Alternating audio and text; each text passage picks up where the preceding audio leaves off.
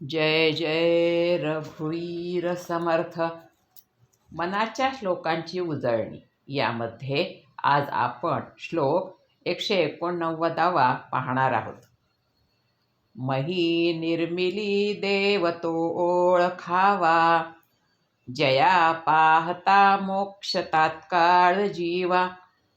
तया निर्गुणा लागी गुणी पहावे, परी संग सोडून सुखी राहावे. जय जय रघुवीर समर्थ. माणसाला हा प्रश्न नेहमी पडतो की हे विश्व कुणी निर्माण केलं, का बरं निर्माण केलं. याचा आपण जेव्हा विचार करतो तेव्हा त्याचं कारण शोधण्याचा प्रयत्न करतो. तेव्हा एक गोष्ट लक्षात येते की ज्या अर्थी हे विश्व निर्माण झालं त्या अर्थी याचा निर्माण करणाराही कोणीतरी नक्कीच असला पाहिजे. त्याला जाणून घेतलं पाहिजे, त्याला ओळखण्याचा प्रयत्न केला पाहिजे.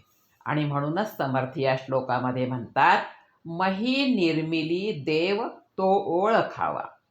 मही म्हणजे पृथ्वी. समर्थ म्हणतात, ज्याने ही पृथ्वी निर्माण केली त्या देवाला आपण जाणून घेण्याचा प्रयत्न करावा. त्याने मही अर्थात पृथ्वी का निर्माण केली, तर त्या भगवंताला अनेक रूपामध्ये व्यक्त व्हावं असं वाटलं आणि मग त्याने तसा संकल्प केला. त्याने आपल्या अंगातील शक्तीद्वारे विश्वाची निर्मिती केली. पृथ्वी निर्माण करणाऱ्या शक्तीलाच आपण ईश्वर असे म्हणतो. या ईश्वराला मात्र कुणीही निर्माण केलेलं नाही. तो स्वयंभू आहे, म्हणजे त्याच्या निर्मितीला तोच कारणीभूत आहे. तो सृष्टीच्या आधीही होता, आताही आहे आणि पृथ्वीच्या नंतरही तो शिल्लक राहणारच आहे. त्याने ही पृथ्वी निर्माण केली, पण तो त्यापासून अलिप्त आहे. समर्थ पुढे म्हणतात, जया पाहता मोक्ष तात्काळ जीवा. तया पाहता म्हणजे त्या विश्व निर्मात्याला पाहता क्षणीच आपल्याला मोक्ष प्राप्त होतो. समर्थ म्हणतात, त्या ईश्वराला आपण जाणून घेतलं पाहिजे, त्याचा अनुभव घेतला पाहिजे. तुम्ही म्हणाल देव दाखवा, तर तो तसा दाखवता येत नाही. तो अनुभवाने जाणावा लागतो. संतांनी त्याचा अनुभव घेतला आहे, म्हणून तेच आपल्याला त्या ईश्वराकडे जाण्याचा मार्ग दाखवू शकतात.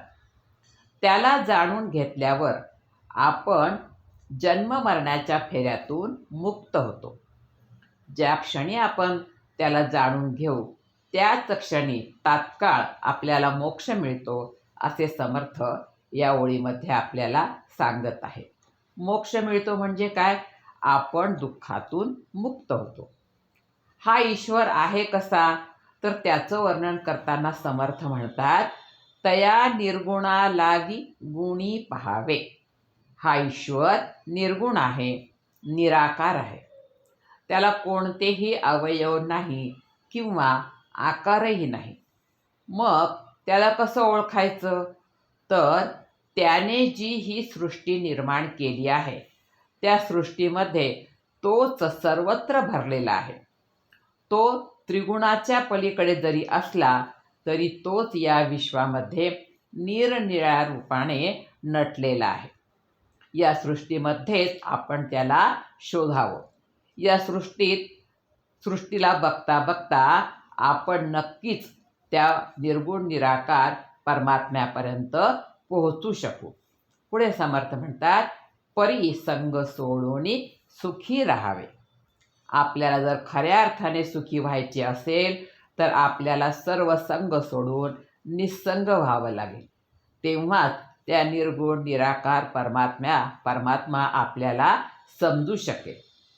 या सृष्टीमध्ये खरेपणाच्या भावनेने न गुंतता स्वानंदात राहावे, सुखात राहावे. आणि म्हणूनच समर्थ या श्लोकामध्ये आपल्याला सांगत आहेत की मही निर्मिली देव तो ओळखावा, जया पाहता मोक्ष तात्काळ जीवा, तया निर्गुणा लागी गुणी पहावे, परिसंग सोडूनी सुखी राहावे.